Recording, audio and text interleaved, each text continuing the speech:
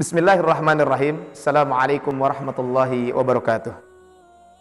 Alhamdulillahilladzi rafa'a darajatil mu'minin wa faddala ba'dahum 'ala ba'din fil ajri wa nali ridwanihi fi jannatin na'im. Asyhadu an la ilaha illallah wahdahu la syarikalah, rabbus samawati wa rabbul arsyil 'azim. Wa asyhadu anna Muhammadan 'abduhu wa rasuluhu al-mab'uts lil thaqalaini ajma'in. Amma ba'd. Kaum muslimin rahimani wa rahimakumullah. Dalam sebuah hadis Rasulullah sallallahu alaihi wasallam pernah menyampaikan, "Fa idza sa'altumullaha," apabila kalian memohon kepada Allah Subhanahu wa taala, "fas'aluhu al-firdaus," maka hendaklah kalian memohon surga Firdaus. Fa innahu awsatul jannah, karena surga Firdaus itu adalah surga yang paling tengah. Wa a'lal jannah, dan surga yang paling atas. Urahu fawqahu arsyur rahman. Dari surga tersebut kita bisa melihat arsy Allah Subhanahu wa taala, nampak arsy Allah Subhanahu wa taala. Wa minhu tafajjaru anharul jannah, dan dari surga Firdaus juga sungai-sungai mengalir sumbernya dari surga Firdaus. Hadis riwayat Imam Bukhari. Dari hadis yang barusan disampaikan, ada satu pelajaran penting buat kita semuanya. Hendaklah kita semuanya selalu memiliki cita-cita yang tinggi. Beliau menyuruh kita untuk memohon surga Firdaus, karena surga yang paling tinggi. Kenapa Rasul memohon kalau kita memohon supaya kita memiliki surga Firdaus? Karena surga Firdaus adalah surga yang paling tinggi. Dan tentu ketika kita memiliki cita-cita yang tinggi, usaha kita, semangat kita, pasti kita pun akan mengoptimalkan berbagai macam kemampuan yang kita miliki supaya mencapai cita-cita tersebut. Semua yang paling mulia akan menuntut kita untuk memberikan perjuangan lebih. Ini adalah kaidah besar yang bisa kita lakukan. Kemudian yang kedua, dalam sebuah hadis Rasul juga dalam sebuah sejarah disebutkan, ketika terjadi perang Badar, tidak kurang dari 313 pasukan kaum muslimin bisa mengalahkan orang-orang kafir yang berjumlah ketika itu 1000 orang lebih. Bahkan persenjataan yang dimiliki oleh kaum muslimin hanya terbatas. Tapi orang-orang kafir dengan 1000 pasukan dan mereka memang siap untuk berperang, tapi kaum muslimin bisa mengalahkan. Kira-kira apa yang menyebabkan kaum muslimin bisa menang, orang kafir bisa kalah? Motivasi yang tinggi yang dimiliki oleh kaum muslimin, karena mereka ketika berperang yang dia inginkan adalah satu, mati syahid, yang kedua adalah hidup mulia. Pilihannya cuma itu. Sedangkan orang-orang kafir Quraisy ketika berperang yang dia inginkan cuma satu, bagaimana saya mendapatkan kemenangan. Sehingga beda orang yang berperang pingin mati dengan orang yang berperang pingin hidup. Maka inilah kenapa kaum muslimin bisa mendapatkan kemenangan. Kemudian Rasulullah SAW dalam sejarah, setelah orang-orang kafir Quraisy kebingungan di Mekah untuk menghalangi dakwah Nabi SAW, maka terakhir mereka menawarkan sesuatu kepada Nabi SAW. Yang ditawarkan adalah tahta, harta, dan wanita. Tapi Rasul ketika itu bergeming. Rasul tidak mau menerima apa yang diinginkan oleh orang-orang kafir Quraisy tersebut. Kenapa? Karena Rasul punya cita-cita yang tinggi. Cita-cita Rasul yang tinggi tersebut adalah tidak mau ada satu umatnya pun yang celaka. Sehingga Rasul memilih hidup apa adanya. Tidak menerima tahta, jabatan, kemudian juga wanita, harta. Beliau tolak semuanya. Kenapa? Karena ketika itu yang diinginkan oleh Rasulullah SAW adalah bagaimana umatnya jangan sampai ada yang celaka. Bahkan pamannya sendiri sampai merayu kepada Nabi SAW untuk meninggalkan dakwah ini. Maka kata Rasulullah SAW, "Wahai pamanku, andai saja mereka meletakkan matahari di tangan kananku dan bulan di tangan kiriku untuk meninggalkan dakwah ini, maka aku tidak akan meninggalkannya." Dari kisah ini sekali lagi kita bisa mengambil pelajaran betapa Rasul memiliki cita-cita yang tinggi. Dan cita-cita tinggi Rasul itu adalah bagaimana memperjuangkan agama. Cita-cita yang tinggi dan cita-cita yang mulia itu sering disebut dengan al-himmah al-aliyah atau disebut dengan ulul himmah. Yang mana himmah aliyah ini hanya dimiliki oleh orang-orang yang memiliki mental pejuang. Orang-orang yang selalu mengedepankan kebaikan-kebaikan. Bukan dimiliki oleh orang yang bermalas-malasan. Karena orang yang memiliki mental bermalas-malasan, maka himmah daniyah ataupun al-himmah ad-daniyah, dia itu hanya memiliki mental yang ringan. Dia cita-citanya sederhana. Cita-citanya adalah hanya cita-cita yang rendah.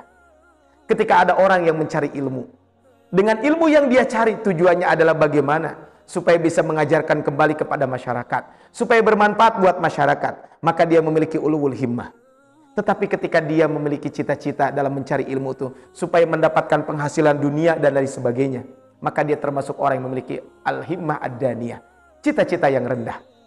Ketika ada orang yang beribadah, ketika ada orang yang melakukan kebaikan-kebaikan, dan dia terus komitmen melaksanakan kebaikan-kebaikan itu, maka dia berarti memiliki himmah al-aliyah. Tapi ketika ada orang yang berhenti melakukan kebaikan karena khawatir dicap ekstrim dan lain sebagainya, maka dia tentu memiliki si himmah al-daniyah. Dia memiliki himmah yang ringan, dia memiliki cita-cita yang ringan. Makanya kaum muslimin rahimani wa rahimakumullah, yang sering menjadi pertanyaan buat kita semuanya adalah bagaimana supaya kita memiliki al-himmah al-aliyah, cita-cita yang tinggi tersebut. Ada 3 hal minimal yang harus kita miliki. Yang pertama adalah dengan kita memiliki keimanan yang kuat dan ketakwaan yang benar kepada Allah Subhanahu wa taala. Kenapa iman dan takwa ini penting buat kita semuanya?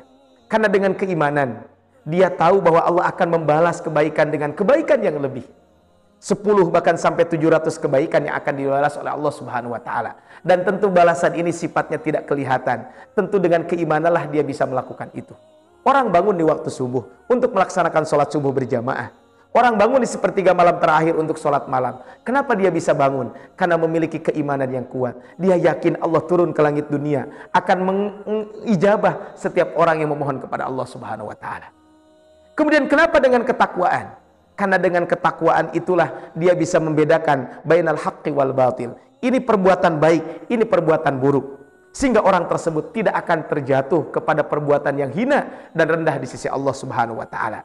Makanya Allah mengingatkan kita di dalam Al-Qur'an, di dalam surat Al-Anfal ayat 29. Ya ayyuhalladzina amanu, wahai orang-orang yang beriman. In tattaqullaha, jika kalian bertakwa kepada Allah Subhanahu wa taala, yaj'al lakum furqana, maka Allah Subhanahu wa taala akan memberikan kepadamu petunjuk, yang mana dengan petunjuk tersebut akan membedakan antara hak dan batil. Kemudian wa yukaffir ankum sayyi'atikum, dan akan menghapus dosa-dosa kalian, wa yaghfir lakum dzunubakum, dan akan menghapus kesalahan-kesalahan kalian. Ini kata Allah Subhanahu wa taala. Kemudian wallahu dzul fadlil azim, dan Allah itu maha mempunyai karunia yang sangat besar. Ada sebuah kisah menarik Bapak Ibu rahmat Allah Subhanahu wa taala kaitan dengan keimanan. Imam Ahmad rahimahullah pernah dipenjara. Dipenjara karena mempertahankan idealismenya. Ketika dia di penjara, beliau satu penjara dengan peminum khamar. Kata peminum khamar mengatakan, wahai Imam Ahmad, engkau di penjara karena engkau mempertahankan kebaikan, mempertahankan idealisme. Saya di penjara karena melakukan kemaksiatan. Saya dicambuk engkau, saya tahan. Maka engkau tentu harus lebih tahan lagi. Maka kata Imam Ahmad, perkataan itulah yang menjadikan aku semakin kuat untuk bertahan dari siksaan tersebut. Yang kedua, kaum muslimin rahimani wa rahimakumullah, supaya kita mendapatkan ulul himmah ini adalah dengan kita selalu membaca dan mempelajari kisah orang-orang soleh, kisah orang-orang yang memiliki ulul himmah. Dan tentu kalau kita membaca sejarah, ya sejarah yang paling memiliki himmah al-aliyah adalah Rasulullah SAW. Kita kaji Rasul dari sejak beliau kelahiran sampai beliau wafat. Bagaimana himmah aliyah, cita-cita yang tinggi yang dimiliki oleh Rasul itu adalah betul-betul dimiliki. Kemudian kedua adalah kisahnya para sahabat. Betapa banyak para sahabat Nabi SAW yang memiliki himmah aliyah.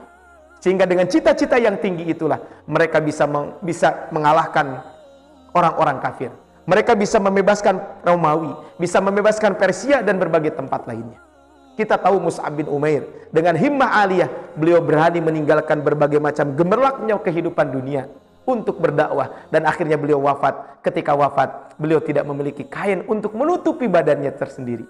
Ketika ditarik ke atas kakinya kelihatan, ketika ditarik ke bawah mukanya kelihatan. Sampai Rasul sedih karena ingat bagaimana Mus'ab bin Umair sebelum masuk Islam.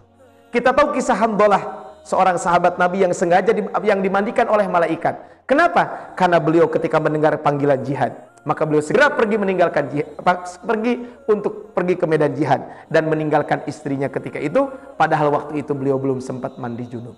Bisa dibayangkan himmah al-aliyah. Dan tentu termasuk juga mungkin kita bagaimana cerita para ulama, bahkan orang-orang di sekeliling kita, orang-orang yang memiliki himmah al-aliyah. Kemudian yang terakhir, yang ketiga adalah supaya kita memiliki himmah al-aliyah tersebut adalah hendaklah kita semuanya selalu bersama dengan orang-orang soleh, orang-orang yang memiliki semangat yang tinggi. Karena ketika kita bersama mereka, kita pun akan terbawa. As-sahibu sahibun. Yang namanya teman itu akan menarik. Kisah Ashabul Kahfi sangat menarik buat kita semuanya. Bagaimana Ashabul Kahfi ketika itu bisa mempertahankan keimanannya. Kenapa? Karena mereka bertujuh bersama-sama mempertahankan keimanan tersebut.